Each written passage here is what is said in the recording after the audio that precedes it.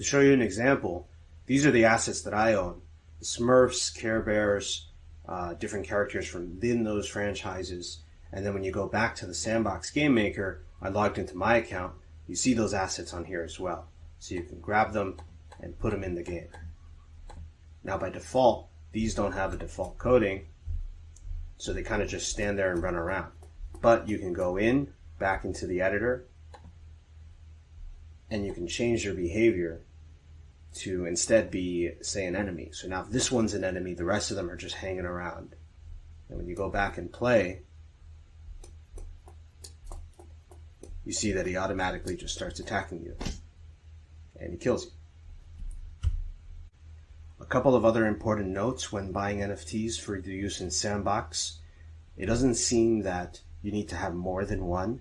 You can just buy it once, and that lets you put in as many times as you want in the game.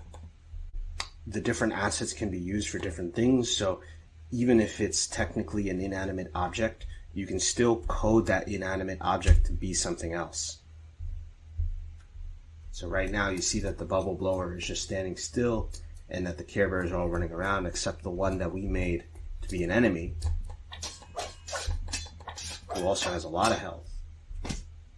When you go back and click on the item, you can change the behavior to instead be something else. Like say, you can make the inanimate object an enemy. So now it attacks you as well. So just because something is a person, or something's a pet, or something's a flower, doesn't mean that it has to be coded that way. You can get very creative, and you can essentially add any type of logic to any type of character. So go through the tutorials and learn how the game maker, the ins and outs of the different mechanisms, so you can really make full-fledged games.